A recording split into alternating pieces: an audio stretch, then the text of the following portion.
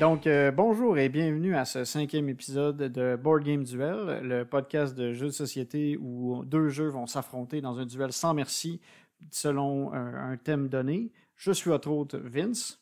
Et je suis Sam. Et aujourd'hui, nous allons explorer la thématique horreur. Pour souligner l'Halloween, et dans notre duel, s'affronteront Mansion of Madness et Dead of Winter, The Long Night. Donc, lequel vous fera le plus peur, on le décidera au cours de ce duel. Mais avant de commencer tout ça, on va parler des jeux auxquels on a joué cette semaine ou tout récemment.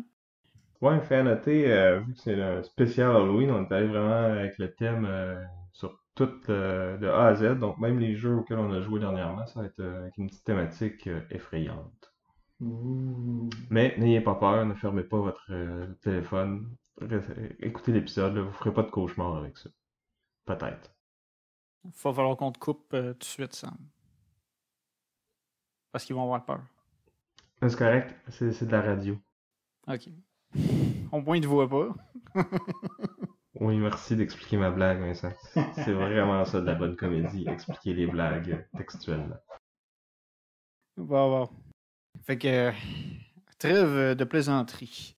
Donc, je vais vous présenter Mysterium. Mysterium, c'est un jeu où il y a eu un meurtre qui a été commis, quelqu'un est décédé, et une troupe de médiums vont essayer de découvrir dans quel endroit, avec quelle arme et qui a été assassiné. Donc, les médiums vont recevoir des messages subliminaux à travers des rêves que leur donneront le défunt. C'est important de mentionner, je pense que c'est un jeu asymétrique et coopératif. En fait, on est tous en équipe, mais il y a un joueur ou une joueuse qui va avoir un rôle particulier, qui va être celui d'être le fantôme, donc la victime du meurtre, et qui doit envoyer des visions aux autres joueurs. Et donc, la personne qui est le fantôme n'a pas le droit de parler pendant la partie. La seule façon qu'elle a de communiquer avec les autres joueurs, c'est via des cartes qui vont avoir des images un peu psychédéliques ou étranges qu'elle va pouvoir distribuer aux différents médiums pour les guider à savoir quelle est leur vision. Parce qu'ils vont chaque personne, chaque médium va avoir une pièce, une arme, un personnage qui lui était attitré. Puis le fantôme doit faire en sorte que chaque joueur découvre sa combinaison qui lui est propre. Ouais, c'est ça. En début de partie, on va mettre sur la table, dans le fond, si on a 5 médiums, il va y avoir peut-être 8 lieux, 8 personnages, puis 8 armes. Chacun des joueurs a une combinaison de 3 qui lui est unique. Donc, si moi j'ai le salon, ben Vince peut pas l'avoir, il va avoir la cuisine ou la chambre d'enfant ou whatever. À mesure que la partie avance, chaque médium doit identifier sa propre combinaison pour pouvoir progresser à la dernière phase du jeu où on va trouver vraiment quelle est la bonne combinaison. Fait que c'est un peu un jeu de déduction. On reçoit les cartes qui sont plus ou moins évocatrices d'un personnage ou d'une arme, puis on doit découvrir pourquoi est-ce que j'ai reçu cette carte-là. Les cartes sont vraiment belles, là. C'est un style qui est, comme tu as dit, psychédélique puis vraiment particulier, là. Si vous avez déjà joué au jeu de Dixit, c'est le même style un peu. Puis c'est ça, on doit se baser sur qu'est-ce qui est sur la carte, mais des fois ça peut être la couleur, ça peut être juste un petit élément sur la carte qui nous rappelle un petit élément caché dans le coin sur l'illustration de notre lieu. Ce qui est intéressant, c'est que on peut aussi s'aider entre joueurs qui sont pas le fantôme. Fait que quand Vincent reçoit ses cartes, ben moi je peux y regarder, je vais dire ah mais tu vois il y a un chien sur celle-là, puis fait que ton lieu ça doit être la cour arrière parce que tu vois il y a une niche qui est là, puis là le chien, la niche, c'est peut-être ça que ça veut dire. Puis là, le fantôme, lui, il entend toutes ces discussions-là, puis il faut qu'il y ait une bonne poker face, parce que des fois, il a le goût de se taper d'en face, parce qu'on est carrément à côté de la traque. Ou au contraire, tout le monde est à côté de la traque, mais il y a un joueur qui a la bonne idée, puis là, tu veux tellement crier « Oui, c'est ça, écoutez-le! » Mais tu peux pas parler. Puis là, t'as quelqu'un qui propose quelque chose qui est complètement dans le champ, puis tu retournes à la déception. C'est ça. Puis là, à chaque round, dans le fond, chaque personne va avoir un essai de deviner quelle carte qui lui est attitrée. Et les autres joueurs ont le droit de voter s'ils sont d'accord ou pas avec ce choix-là pour gagner des petits bonus qui vont servir en fin de partie. Fait que c'est ça. Fait qu'on progresse dans la devinette jusqu'au point où tout le monde va avoir trouvé sa combinaison d'armes, victimes et lieu du crime. Et là, c'est la ronde finale, dans le fond, qui va vraiment déterminer si c'est la victoire ou la défaite pour l'équipe. C'est de déterminer chacune des combinaisons, en fait, des médiums est potentiellement la combinaison qui représente, en fait, le crime vraiment. C'est ça. Plus on fait bien pendant la partie, plus on va avoir d'indices à la fin, donc ça va être plus facile de deviner ce que le fantôme veut dire. Puis pour gagner, il faut que la majorité des joueurs votent pour la bonne combinaison que le fantôme a choisie. C'est un jeu qui est vraiment le fun à jouer des deux côtés, là. Autant quand on devine que quand on essaie de donner les indices aux gens. C'est un peu plus complexe à prendre en main si on est le fantôme, donc souvent, C'est pas la première partie qu'on fait le fantôme. c'est ça, tu vas amener, c'est le genre de jeu qui est super accessible, que tu peux jouer en famille avec mon oncle, ma tante, ça va bien marcher, mais ça va être toi qui va être le fantôme, au moins pour les 2, 3 premières parties. Mais c'est ça. C'est très accessible. Ça prend 5 minutes à expliquer. Puis quand on le joue, on peut facilement réexpliquer en chemin. Là. C'est assez convivial comme jeu. Jouer le fantôme, c'est des fois vraiment difficile parce que tu as juste 7 cartes dans les mains, puis il faut absolument que tu en donnes. Tu peux en donner de 1 à 7 à un joueur, mais il faut que ce soit parmi ces 7-là. Des fois, il y a des trucs qui sont vraiment évidents, puis c'est facile, puis d'autres fois, faut vraiment que tu te casses la tête en 4 pour trouver quelque chose qui a peut-être un peu rapport si tu plisses les yeux, puis que tu penses un peu bizarre. Donc, c'est un beau petit jeu qui a gagné quelques prix à sa sortie, puis je pense qu'il y a une nouvelle édition qui a été un peu épurée, si on veut, donc je pense qu'il y a moins de rondes. Le but, c'est que ça se joue plus rapidement, plus facilement, donc c'est encore plus accessible que c'était déjà. Donc, c'était Mysterium, des auteurs, vous pardonnerez ma prononciation, mais Alexander Nevsky et Oleg Svidenko, et des éditions Libellude. Donc si on parle de meurtre et d'assassinat, est-ce que tu as quelque chose d'autre à nous proposer, Sam? Ben, justement, on a joué ce soir à l'Auberge sanglante de Nicolas Robert et des éditions Pearl Games. L'Auberge sanglante, c'est un jeu qui est basé en fait sur une histoire vraie, donc d'une petite auberge en France. D'ailleurs, on salue nos auditeurs français. Salut Martin et Anne. L'Auberge sanglante, c'est ça, c'est une auberge où il y a eu des meurtres. Et c'est ça, dans le fond, les joueurs vont incarner des employés de l'auberge qui vont tuer les voyageurs pour les dépouiller de leur argent. Mais il y a une petite twist, c'est qu'en fait, on est des meurtriers puis des voleurs, mais on a quand même un certain code d'honneur, donc il faut enterrer les cadavres de nos victimes avant de les dépouiller de leur argent. Et faire tout ça sans se faire capturer par les forces de l'ordre qui vont nous faire payer cher le fait qu'on a des cadavres pas enterrés. C'est ça. Donc, la mécanique principale du jeu, c'est la gestion de main. Donc, on a une petite main de cartes. À chaque ronde, on va avoir 2 tours, 2 actions. Et on peut corrompre des clients ou on peut les tuer pendant qu'ils sont dans l'auberge. On peut aussi construire des dépendances autour de l'auberge qui va nous permettre de cacher d'autres cadavres puis qui va aussi nous débloquer certaines habilités en cours de route. C'est ça. Puis chaque carte, en fait, ça peut être soit utilisé comme personnage ou construit comme dépendance. Puis la twist, c'est qu'il y a comme plusieurs couleurs de cartes, là. Il y en a 5. Il y en a une qui c'est les nobles qui n'ont pas de pouvoir particulier. Mais chacun des autres classes, dans le fond, va nous aider à faire une action. Ça va nous coûter moins cher. En fait, on n'aura pas à payer ces cartes-là quand on fait l'action qui correspond à la couleur de la carte. Donc, par exemple, les forces de l'ordre sont bons pour tuer des gens. Ça me semble logique. Bah oui, ils ont des fusils. C'est ça. Puis il y a des bricoleurs qui vont être utiles pour construire des dépendances. On a Des banquiers, je dirais.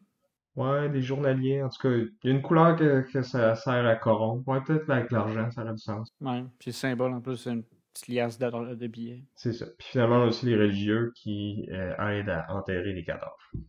Fait que ça fait qu'on doit gérer justement, est-ce que c'est le bon moment de construire, est-ce que c'est le bon moment d'assassiner, est-ce que je suis mieux de prendre ce personnage-là pour le mettre dans ma main et non le tuer.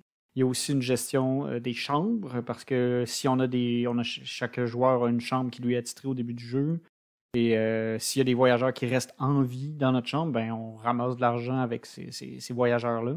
Fait qu'il faut un peu jongler entre tout ça puis déterminer c'est quoi la meilleure stratégie pour avancer le plus d'argent à la fin de la partie. C'est ça. Puis on est aussi limité dans le nombre d'argent qu'on peut gagner. Parce que dans le fond, on peut pas avoir plus qu'un certain nombre d'argent cash sur nous. Donc parfois, il faut perdre notre tour pour changer cet argent cash-là en chèque. Mais il faut pas trop en changer parce que chacune des cartes qui nous restent dans nos mains, c'est des employés qui travaillent pour nous. Donc il faut les payer à la fin du tour parce que sinon, ils se barrent. Ça a l'air qu'il faut payer nos sous-fifs. Et à la fin de la partie, le joueur le plus riche sera déclaré le vainqueur de l'auberge sanglante.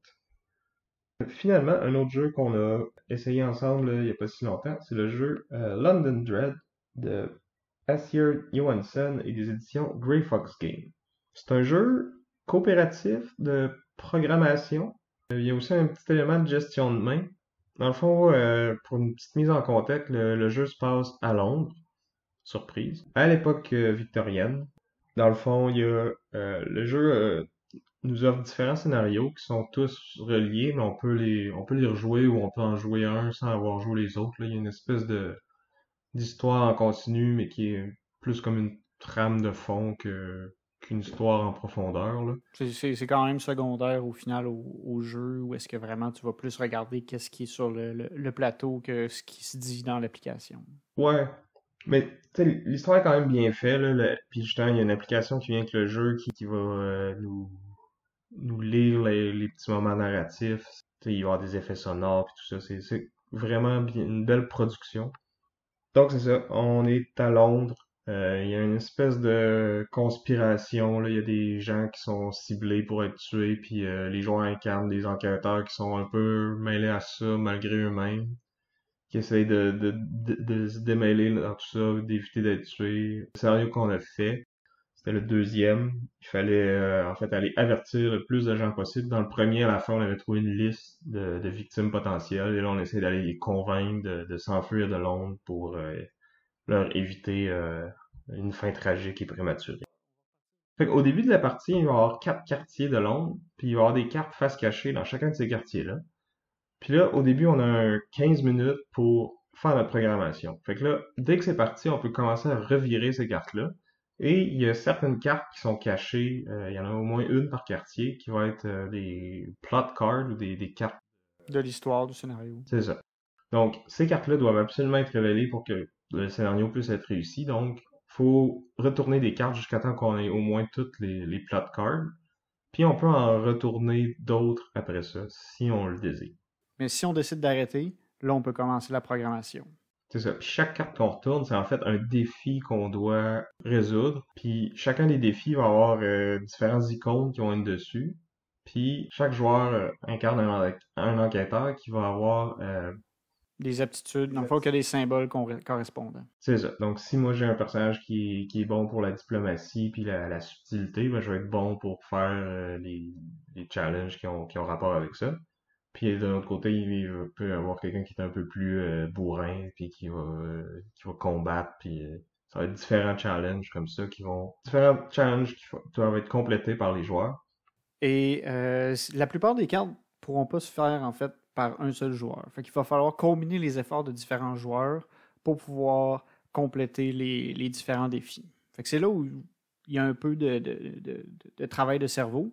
C'est qu'il faut que tout le monde puisse se coordonner pour faire les cartes en équipe pour pouvoir faire celles qui sont difficiles. Puis celles qui sont individuelles, ben là, on y va un peu tout seul. Puis il faut penser un peu à tout en même temps, puis il faut se coordonner. Oui, parce que en plus les plot cards doivent être réalisés dans un ordre bien précis. Donc la première, il faut qu'elle soit faite avant une certaine heure, la deuxième entre une heure et une autre. Puis il faut absolument que la première soit faite avant la deuxième, etc. Et c'est ça, on est vraiment limité dans le nombre d'actions qu'on peut faire, là. On a, je pense, que c'est 24 heures, peut-être un peu moins. Mais bref, on a un certain nombre d'heures. Puis là, mettons, à la première heure, je dis, je vais aller à tel endroit dans tel quartier. On peut se déplacer entre les quartiers, mais encore là, on perd du temps à chaque fois qu'on le fait. Donc, on essaye d'optimiser vraiment, de rester le plus longtemps possible dans un même quartier, puis de réussir le plus de cartes possible. Comme Vincent disait, c'est très rare les cartes qu'on peut compléter à nous tout seuls.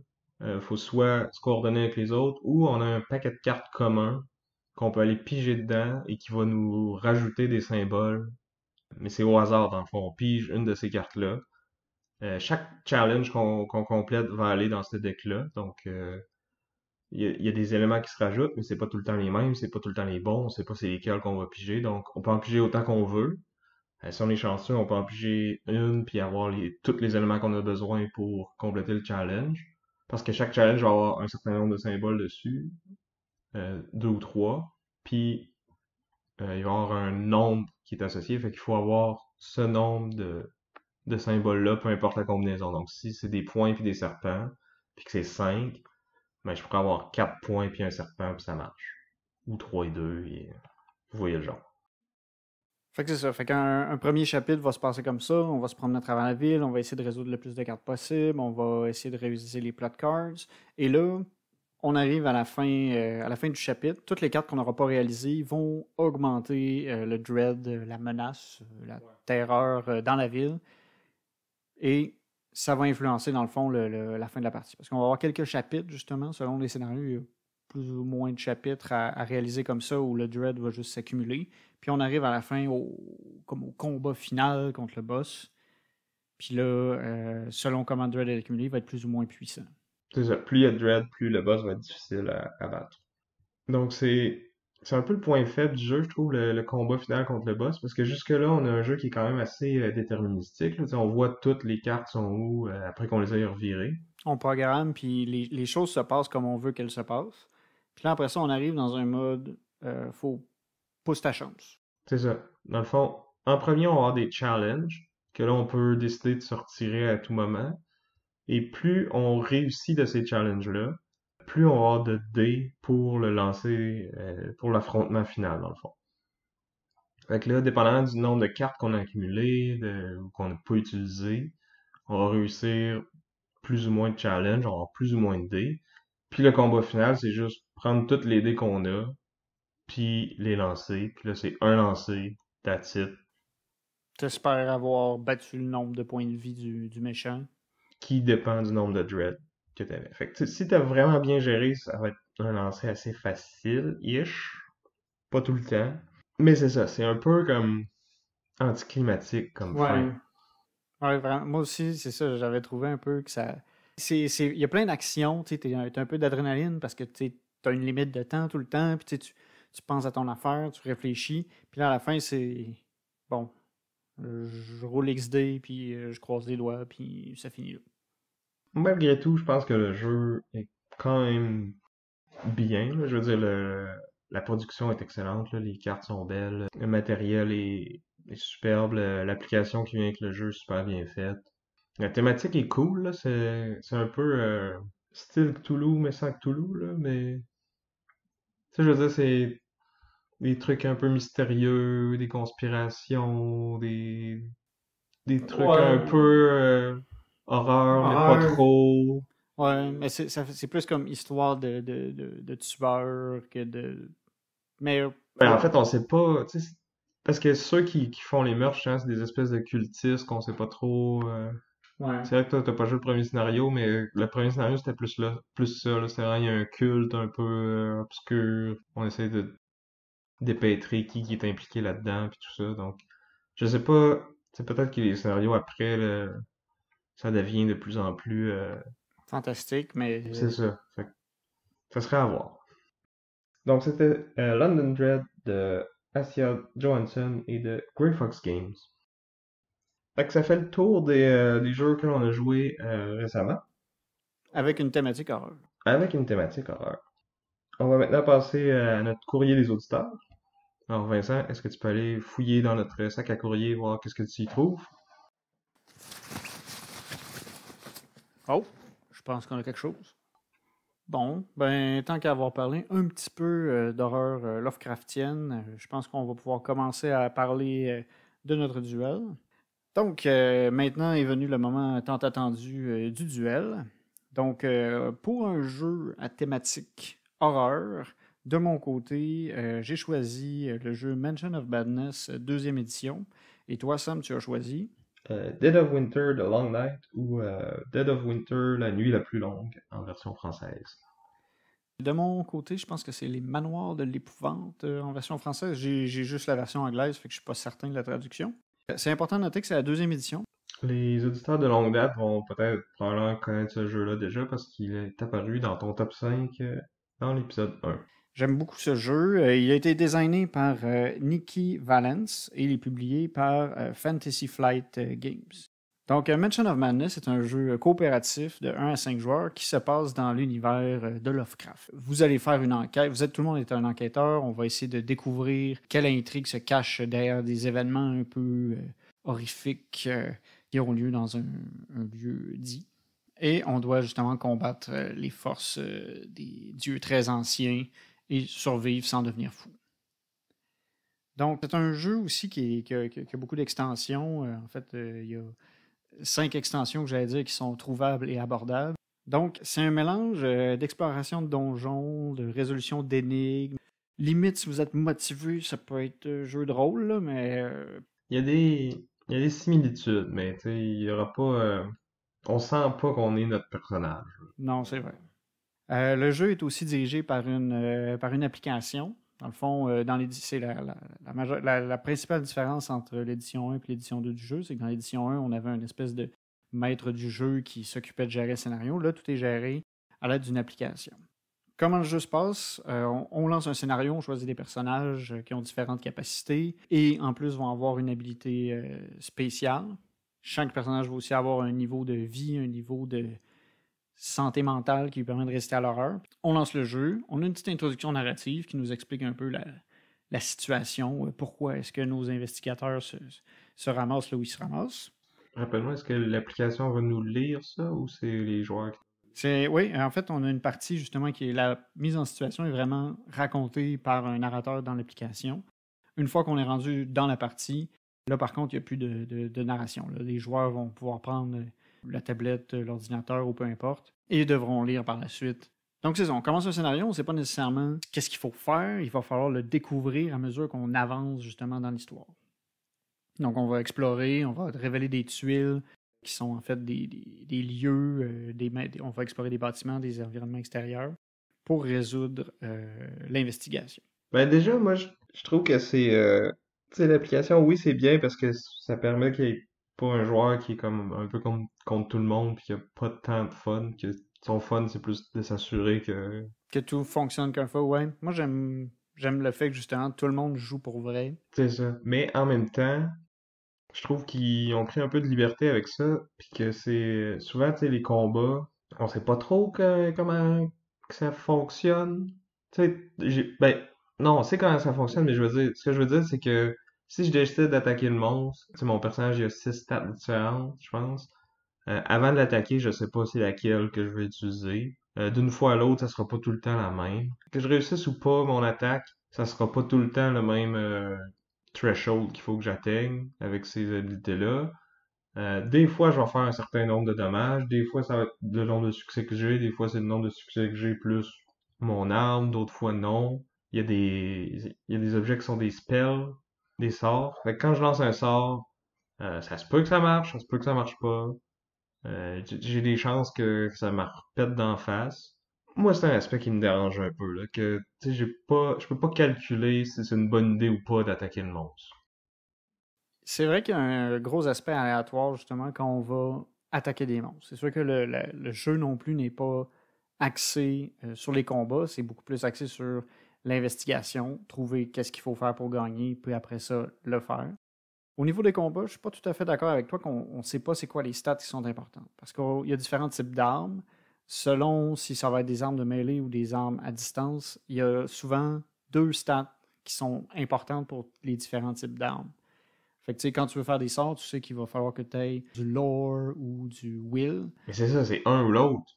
Fait que je Mais peux être là, bon dans un puis pas dans l'autre, puis là, la moitié du temps, je vais être correct, puis l'autre moitié, non. Mais souvent, les personnages vont avoir vraiment un focus. Ben, en fait, il y a comme 3 types de personnages dans le jeu. Tu as les personnages qui vont être focusés très physiques. Ils vont être forts, ils vont être agiles. Puis on va avoir les personnages qui vont être plus social, mental.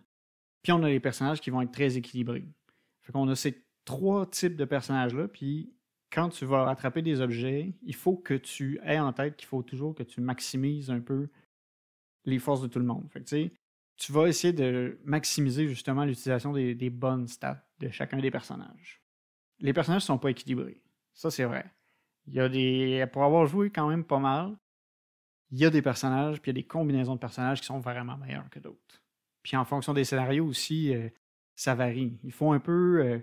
t'apprends un peu, c'est ça. C'est pas un jeu non plus qui est fait pour sortir une fois. C'est un jeu que tu dois rejouer plusieurs fois. Tu peux même rejouer facilement plusieurs fois le même scénario parce que le scénario ne sera pas exactement pareil d'une fois à l'autre. Puis en fait, j'ai été vraiment surpris. J'ai joué le premier scénario 2 fois tout seul. Les choses se sont passées de façon assez similaire d'une fois à l'autre. Et à un moment donné, j'ai décidé de montrer le jeu à un de nos amis. Et là, la fin, c'est pas passé de la même façon. On a décidé de prendre plus notre temps à explorer au lieu d'aller directement vers l'objectif. Puis là, on a eu une fin qui était totalement inattendue et ça a changé la condition de victoire. J'ai été complètement pris par surprise alors que c'était la 3e fois que je faisais le même scénario. Fait qu'il y a cet élément-là de rejouabilité. Justement, le positionnement des tuiles ne sera pas pareil d'une partie à l'autre. Le positionnement sera pas pareil, mais au final, tu veux quand même explorer jusqu'à temps que tu trouves qu'est-ce que tu as besoin pour te rendre. C'est comme le scénario qu'on a joué, mettons, il fallait aider un scientifique à faire son expérience pour fermer une faille cosmique là, ou quelque chose comme ça. Là. Fait que, tu sais, au début, on trouve le laboratoire de la dite scientifique. Elle nous dit j'ai besoin de 4 patentes pour ma recette. Pouvez-vous me les apporter? Puis là, après ça, ça vient juste de on fouille un peu partout jusqu'à temps qu'on ait ces 4 affaires-là. Dans le fond, quand on ouvre des nouvelles salles, il va y avoir des points d'intérêt, si on veut. On va avoir une petite description brève de qu'est-ce qui pourrait peut-être être là. Puis après ça, il faut aller dépenser une action pour interagir avec cette chose-là. Puis si on est chanceux, c'est ce qu'on voulait. Puis sinon, ben, on a un peu perdu notre tour. Pas tout à fait. Il y a certains bonus qui peuvent être obtenus en explorant les choses qu'on pourrait déjà juger comme étant pas essentielles pour compléter le scénario. On peut ramasser des indices qui vont nous permettre d'améliorer nos jets de dés. On peut trouver des objets qui peuvent être plus ou moins puissants. Puis ça, c'était un scénario. Là, qui était plus un fetch quest en anglais, mais en français, c'est comme Une chasse aux œufs? une chasse aux œufs, ouais. C'est ça. C'est où est-ce qu'il fallait vraiment courir puis juste aller trouver des trucs. Alors que tu as d'autres scénarios qui sont plus vraiment enquête. Il y en a un, ça ressemblait vraiment à Clou. Il y avait une première partie du scénario où il fallait aller interroger différentes personnes, différents invités à un souper. Là, tout d'un coup, la lumière se ferme, on voit toute la carte est cachée. Et là, il faut retrouver les gens, les interroger puis essayer d'identifier quel est le suspect en fonction de qu'est-ce qu'ils vont dire. Parce que les personnages vont avoir différents dialogues puis vont nous permettre de pointer vers quel est le coupable dans le lot. Fait qu'on a vraiment des thématiques différentes dans les différents scénarios. Il y en a un où tout le monde va avoir peut-être aussi peut être un méchant, en fait. On est sur un bateau, le bateau est pour couler, il faut sauver les gens le plus possible, mais il ne faut pas embarquer les méchants. Fait que là, il faut évaluer s'il y en a un dans nous autres qui est un méchant ou pas. Il faut identifier après ça aussi dans les passagers, est-ce qu'il y a des méchants là-dedans qui sont camouflés. Fait que les scénarios vont vraiment être différents l'un à l'autre. C'est sûr qu'avec toi, on a souvent joué. On a joué 2 fois, puis c'était un peu 2 fois la même chose. Là. Fallait trouver quelqu'un, puis après ça, la situation changeait un peu. Il y en a un qui fallait se sauver d'un train avant que le train disparaisse dans les ténèbres. Puis ouais. l'autre, c'est ça, on avait notre scientifique qui faisait sa recette, puis il fallait y amener ses notes qu'elle avait oubliées dans sa classe, puis ses ingrédients. C'est drôle parce qu'on entend le dédain dans ta voix. C'est terrible. Ben, je pense que le jeu a des bons côtés, là, mais je trouve que c'est un peu trop long pour la profondeur de décision que j'ai à prendre à mon tour. Là. Je pense que, tu sais, on a joué une fois à 3, une fois à 5. Puis, tu sais, les 2 fois, j'aurais pu, tu sais, on discutait ensemble de comme, OK, qu'est-ce qu'on fait ce tour-ci? On peut comme décider qui joue en premier, optimiser tout ça. Mais c'est le genre de choses que, tu sais, je pourrais jouer tout seul avec 4 personnages. Puis j'aurais peut-être probablement plus de fun comme ça. Parce que, tu sais, à mon tour, je fais quoi, 2, 3 actions? 2 actions. 2 actions, puis des fois, ça peut être juste, je me déplace. Parce qu'il y a une affaire qui est à l'autre bout de la map, puis c'est moi qui est le plus proche, fait que c'est moi qu'il faut qu'il aille la chercher. Fait qu'à mon tour, je me déplace, je me déplace. Puis après ça, il faut que j'attende 25 minutes que les autres joueurs prennent leur tour avant que ce soit encore à moi. Bon, là, ça dépend du type de joueur avec lequel tu joues. Là. C'est sûr que si on a la paralysie de l'analyse, c'est un peu plus compliqué. Mais je Mais pense que le jeu se prête pas tant que ça à ça, justement, parce que tu sais, comme on disait, c'est ça, au début, on discute qui fait quoi ce tour-ci, puis dans quel ordre qu'on le fait, mais tu sais, c'est pas long, là, décider ça, là. Mais après ça, c'est ça, c'est qu'il faut se passer la tablette, lire les petits cossins quand on va interagir avec quelque chose, puis là, tu veux pas le lire toi tout seul, fait qu'il faut que tu le lises à voix haute. Des fois, on se passe la tablette, puis là, on clique sur quelque chose par erreur, puis on peut pas, y a pas de undo, on peut pas backer. C'est comme si on avait. Ben, c'est comme quand tu fais une erreur dans d'autres jeux où t'as pas le droit de voir la carte qui suit, puis là, tout d'un coup, tu la vois, puis tu fais ah, oups. Ouais, mais au pire, tu peux la remettre, puis comme prétendre que tu l'as pas vu. Ouais. Ouais. Mais bref, c'est plus facile avec la tablette. Puis l'alternative, c'est que c'est un joueur qui va, ou une joueuse qui va l'avoir tout le temps, puis qui va faire tous les trucs le fun, si on veut. Parce que c'est vrai que c'est ça qui est le fun de, tu sais, les petits puzzles, puis Ouais. interagir avec la tablette. Mais justement, c'est ça. C'est plus le fun de la promener parce qu'en plus, c'est ça, il y a des puzzles, puis c'est plus intéressant que quand toi, t'es devant un puzzle, c'est toi qui le fais. Moi, ce que j'allais dire, c'est que, à part toi, je l'ai fait essayer à d'autres gens. Puis la plupart des gens ont vraiment apprécié leur expérience, puis ont vraiment aimé ça. Tu sais, l'espèce d'aura, de mystère, faut découvrir qu'est-ce qu'il faut faire pour gagner. Faut explorer, puis on a souvent une surprise ou des imprévus qui vont un peu modifier nos plans. Ouais. Ben, c'est le genre de truc que je trouve cool dans un jeu vidéo, mettons. Mais que dans un board game, tu sais, j'aime ça, tu sais, calculer mon tour, savoir, tu sais, si je fais tel, tu sais, il peut y avoir du hasard, pis tout ça, puis des trucs que je sais pas si ça va marcher ou pas, mais au moins, tu sais, j'ai une petite idée de c'est quoi mes chances, tu sais. Ben, il y a moyen d'avoir une idée des chances que tu vas avoir, justement. Ben non, parce que c'est ça, quand j'attaque, je sais pas Ben, quel stat je vais utiliser, je sais pas combien de dommages je vais faire. comme je te dis, il y a moyen de savoir que, vu que ce bonhomme-là, il a plus de force, plus d'agilité, on lui donne une arme qui va être de mêlée, il va avoir plus de chances d'avoir des succès, puis t'améliores tes chances de justement réussir. Puis après, il y a moyen après ça de dire, bon ben, lui, on va toutes lui donner les spells, lui, on va lui donner les armes à distance, puis on joue en fonction de ces forces-là. C'est juste que faut jouer avec les stats du personnage, faut pas juste avancer les yeux avec des œillères. Non, non, mais mon point, c'est que même pour faire des affaires, tu sais, des fois, ça nécessite un test de stats. Des fois, c'est évident, là, tu sais, il y a un trou, faut que je saute par-dessus, ça va être de l'agilité. Mais des fois, ça peut avoir l'air d'être quelque chose, mais finalement, ça me demande autre chose. Puis là, je suis comme mal pris parce que mon personnage il est pas bon dans ce stats-là, finalement. Puis là, je rate mon coup, puis finalement, je suis paralysé, fait que je perds mon prochain tour. Un autre truc que je trouve bien de ce jeu-là, c'est aussi comment il va intégrer les extensions. C'est que les extensions, c'est pas juste des scénarios supplémentaires, c'est des mécaniques supplémentaires. Ils vont rajouter des sorts, des objets, des casse-têtes et aussi des conditions. Dans le jeu de base, tu peux être étourdi, tu peux être paralysé, mais là, après ça, on en rajoute d'autres avec les extensions, comme il y en a une qui fait que tu es expulsé de la carte complètement, puis là, il se passe quelque chose pour que tu puisses revenir. Fait que tu sautes ton tour. Ou t'as une chance de sauter. En fait, t'as un Souvent, test à faire, puis si tu le rates, tu sautes ton tour. mais souvent, ça va se faire aussi à la fin de ton tour.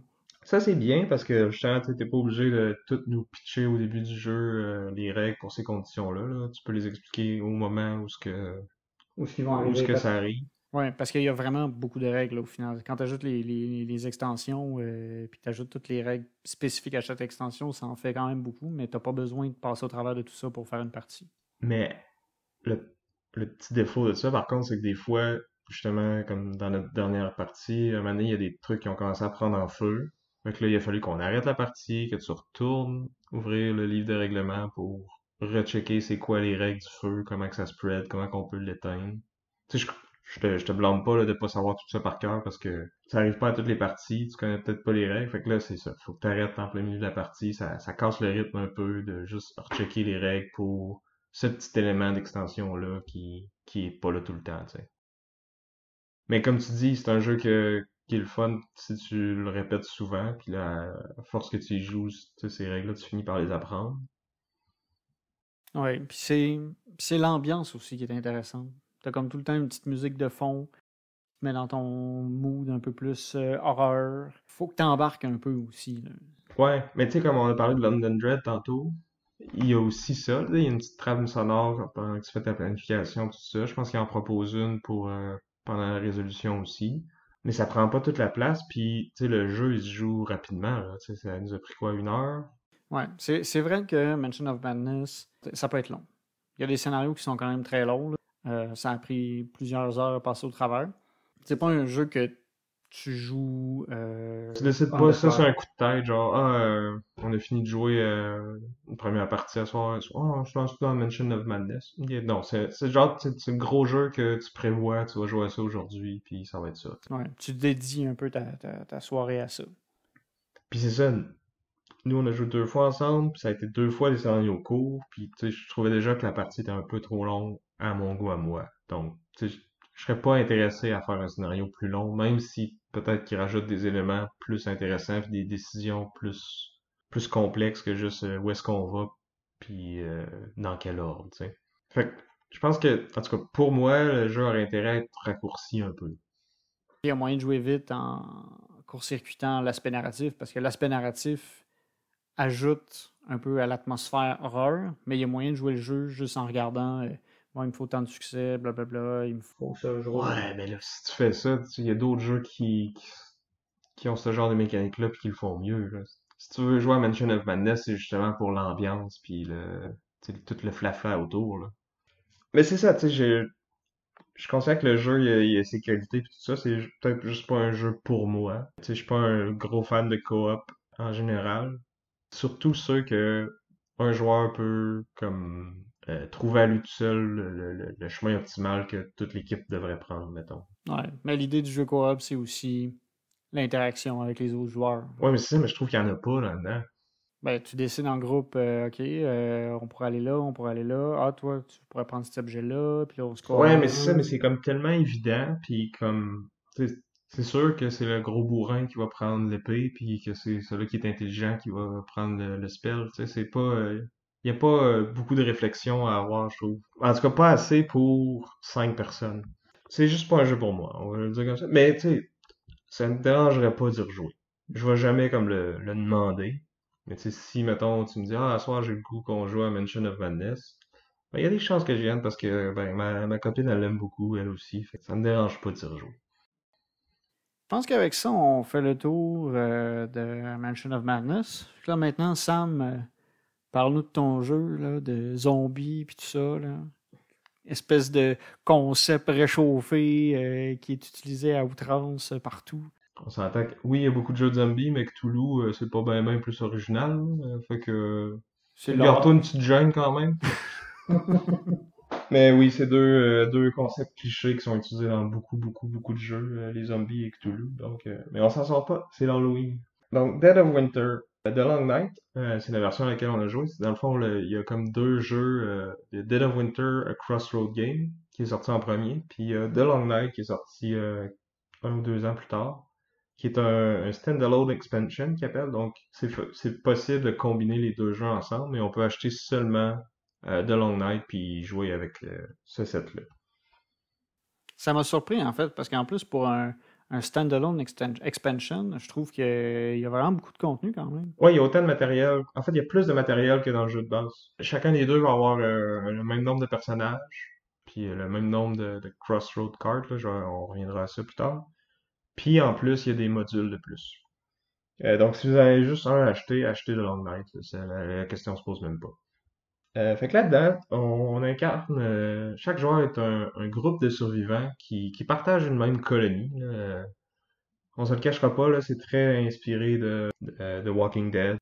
Il y a une vibe Left 4 Dead aussi, avec certains zombies. Fait que c'est ça, il y a beaucoup de références à la pop culture, là. Les zombies, on se cachera pas, là, c'est cliché, là.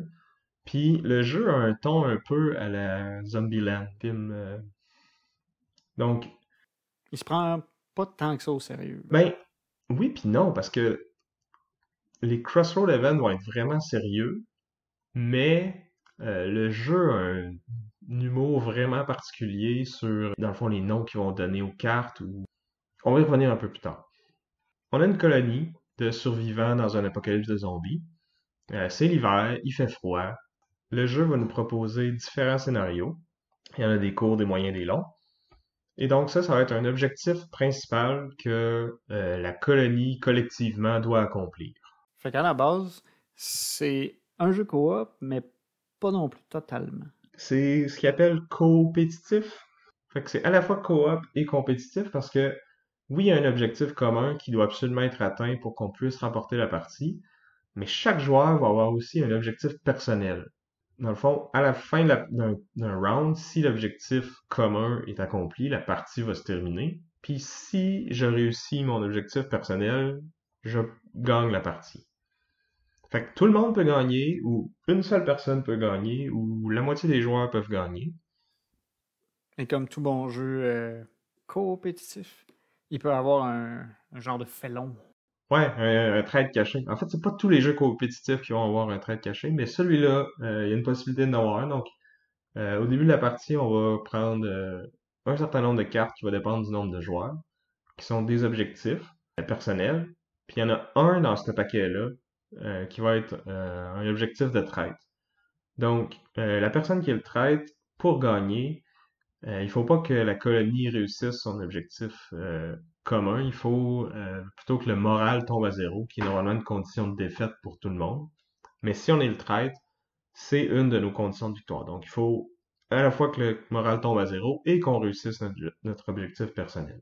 Mais l'affaire, c'est que faut pas que tu te fasses révéler rapidement comme traître, parce qu'à tout moment, les autres membres de la colonie peuvent voter pour exclure un membre de la colonie, ce qui fait que si on se fait découvrir en étant le traître rapidement, ben on se fait exclure de la colonie, puis notre objectif change, fait qu'on a pu, dans le fond, on change complètement d'objectif pour pouvoir gagner la partie. C'est ça. Ce qui est intéressant aussi, par contre, c'est que si on exclut de la colonie deux personnes qui sont pas des traîtres, ben c'est le traître qui gagne automatiquement. Donc, tu sais, oui, si quelqu'un fait quelque chose de suspect, on pourrait avoir envie de le kick out de la colonie immédiatement, mais C'est peut-être lié à son objectif personnel. c'est ça que le traître va dire. Ben là, c'est pas parce que je veux pas vous aider, là, mais c'est parce qu'il faut que je travaille sur mon objectif personnel aussi, tu sais. Souvent, le travail du trade, c'est de se faire passer pour ton meilleur ami, puis à la fin de la partie, un peu te poignarder dans le dos. Ouais, c'est ce que David a fait à notre dernière partie. On pensait que tout était comme sur des roulettes, tout le monde avait réussi son objectif personnel, on était au dernier tour de la partie, puis là, tu sais, fallait qu'on gagne là, mais on avait tout ce qu'il fallait. Il était le dernier joueur à jouer. Puis là, il décide qu'il rentre dans la colonie, qu'il mange nos réserves de bouffe. Il me tabasse, moi qui avais passé plein de tours à construire un lit. Bref, c'est un jeu qui a un gros aspect narratif, mais c'est pas le jeu qui essaie de forcer cet aspect narratif-là, c'est les joueurs qui le font eux-mêmes, avec leurs actions, avec comment que la partie se déroule. Il va y avoir quelques petits pointers du jeu, dans le fond. Quand c'est mon tour de jouer, le joueur à ma droite va piger une carte, qui sont les cartes Crossroad. Ces cartes-là, dans le fond, c'est des événements qui peuvent arriver au cours de la partie, puis chaque carte, il va y avoir un trigger ou une Condition qui la déclenche. c'est ça. Fait que si cette condition-là est remplie pendant mon tour, cette personne-là va arrêter mon tour, va me lire une petite mise en situation. Puis là, je vais avoir un choix. Ce choix-là va avoir des conséquences que je connais pas au moment où ce que je fais mon choix.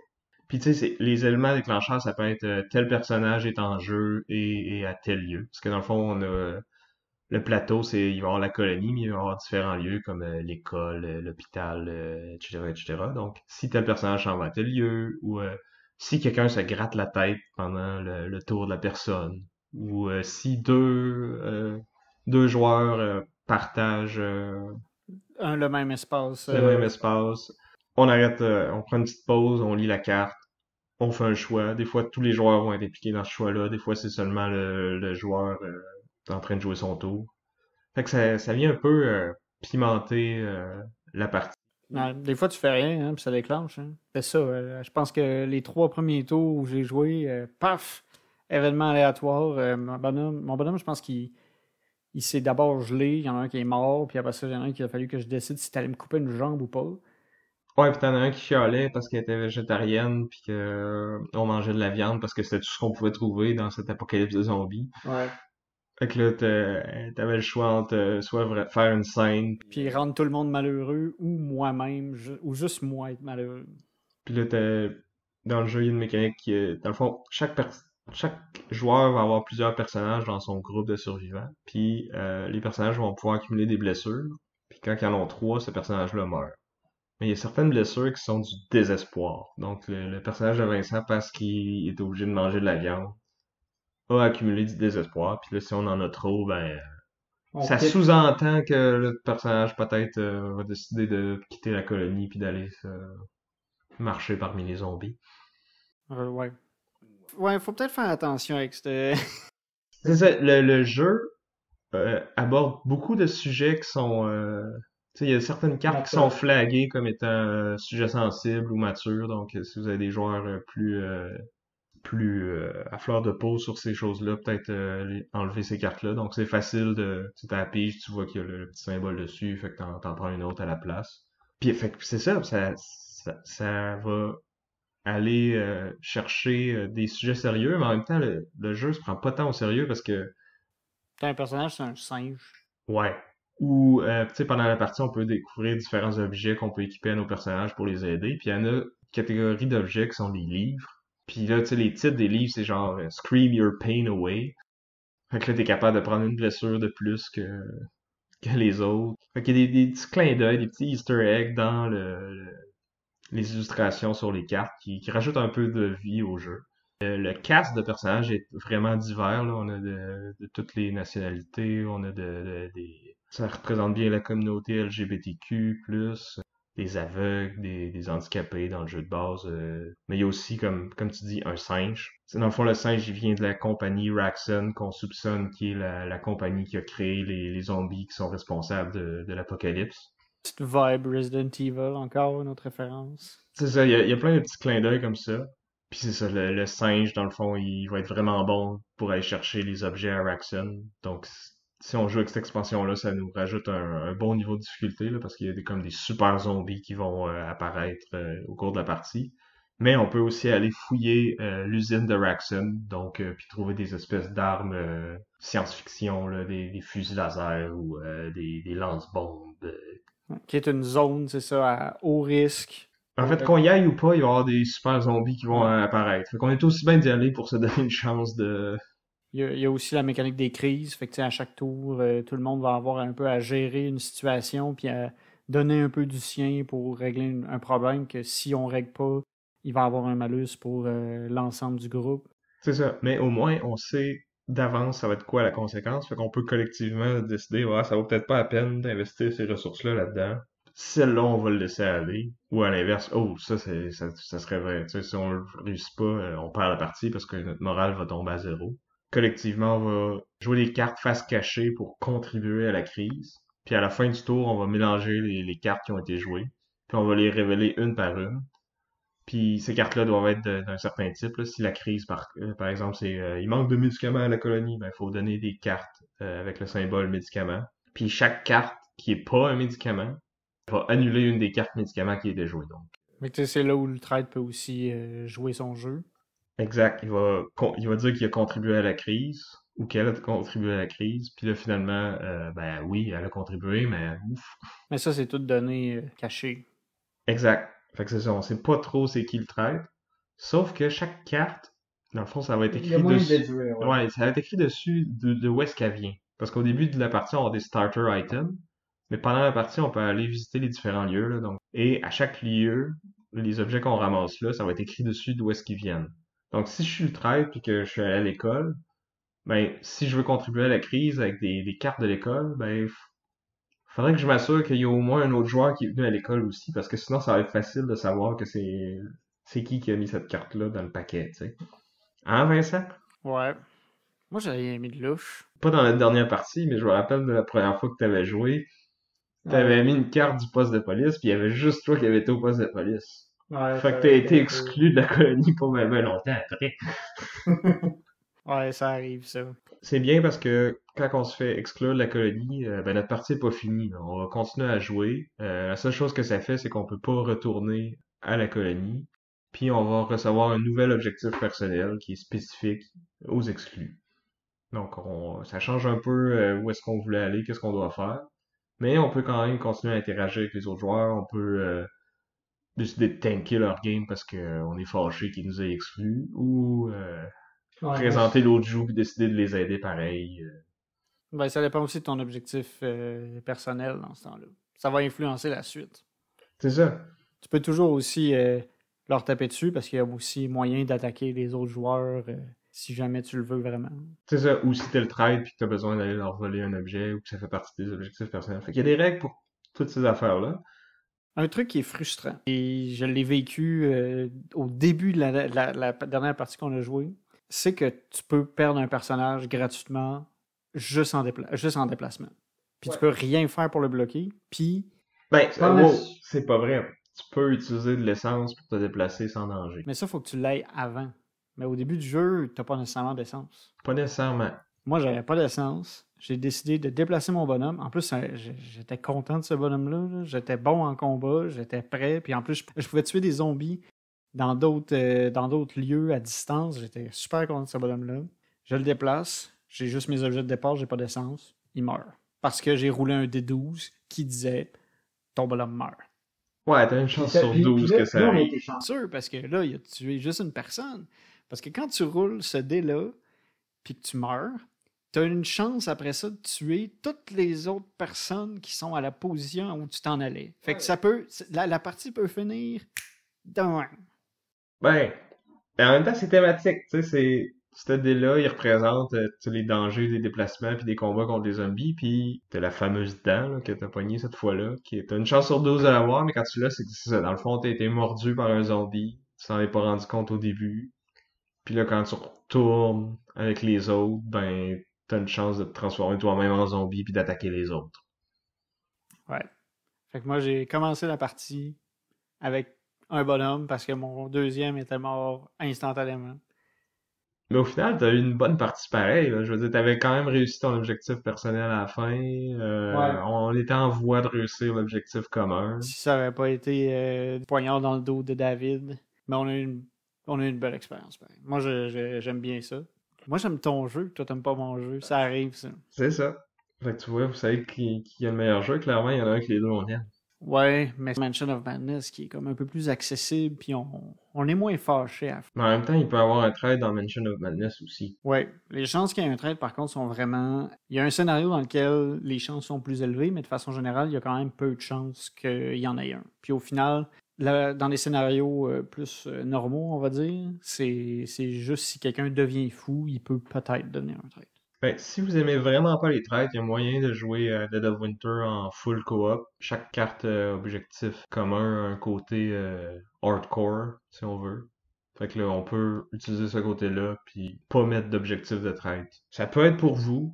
Pour moi, je trouve que le fait d'avoir un trade et de se poser des questions tout le temps sur pourquoi que la personne fait telle affaire, c'est-tu son objectif personnel, c'est-tu parce que c'est le trade, je trouve que c'est ça qui est le gros fun du jeu. Ça rajoute un niveau de tension supplémentaire, puis ça fait que tu regardes un peu plus comment les autres joueurs vont jouer. Tu regardes pas juste ton affaire à toi. Puis ça empêche de... Tu vas pas dire aux autres quoi faire. Parce que sinon, ça brise un peu le jeu, là. Parce que si tu dis au traite quoi faire, ben, tu sais, après ça, s'il le fait pas, c'est vraiment louche, tu sais.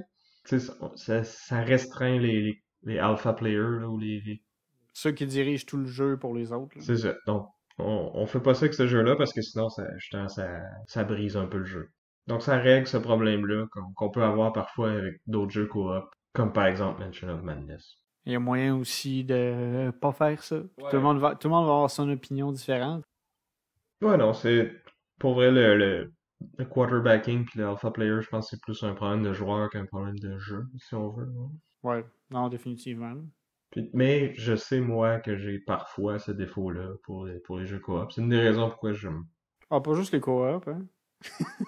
Ah ben, je vais pas te dire quoi faire dans un jeu compétitif, là. Je vais peut-être essayer de t'influencer à attaquer quelqu'un d'autre plutôt que m'attaquer moi, mais ça, c'est de la négociation, c'est pas pareil. Non.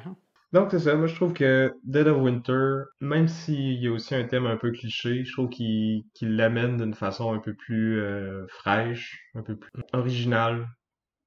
Même si, tu sais, oui, il y a plein de clins d'œil, il y a plein de références à des trucs qu'on connaît, il y a quand même son spin à lui. Il y a beaucoup de diversité dans les personnages puis dans les situations. C'est un jeu qui est à la fois très sérieux et très drôle. C'est un jeu qui a, comme je disais, qui amène une narration puis une histoire, mais c'est pas le jeu qui l'amène, c'est vraiment les joueurs qui la créent. Donc, on a tout le temps des bonnes histoires à raconter à la fin d'une partie. De mon côté, pour respecter la thématique Halloween, je trouve que Mansion of Madness est parfait. des humains qui affrontent des entités cosmiques, des dieux qui nous dépassent puis qui changent toute notre perception de la réalité. Et où, justement, on est les petits humains qui essayent de travailler ensemble pour pouvoir résoudre l'investigation sans devenir fou ou mourir. Fait que c'est un jeu que je vois bien, justement, avec des gens mettre une ambiance un peu tamisée, un peu à la Meurtre et Mystère. C'est vrai, mais je pense qu'on peut faire la même chose avec Dead of Winter, puis que ça fit très bien aussi. Donc maintenant, je pense que ça tombe entre les mains des auditeurs. Oui, écrivez-nous, boardgameduel@gmail.com. Donc, pour un jeu à thématique horreur, dites-nous ce que vous préférez entre Mansion of Madness et Dead of Winter The Long Night. Ou dites-nous c'est quoi, vous, votre jeu préféré que vous aimez ça jouer à l'Halloween. Peut-être que vous avez des meilleures suggestions que nous. Suivez notre page Facebook, compte Instagram, des photos des jeux duquel on a parlé aujourd'hui, entre autres Dead of Winter, Mansion of Madness, London Dread. Oui, un gros merci à Simon et au groupe Chrysalis pour notre chanson thème. Et sur ce, c'était Sam. Et Vince. À la prochaine! À plus!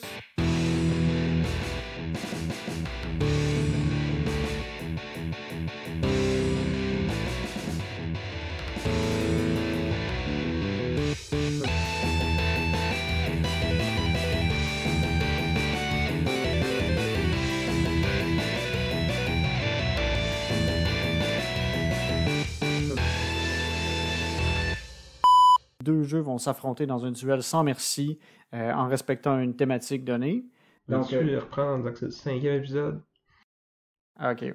Désolé. Pas de stress. Donc, bienvenue. Bon. Et ça se passe comme vous entendez.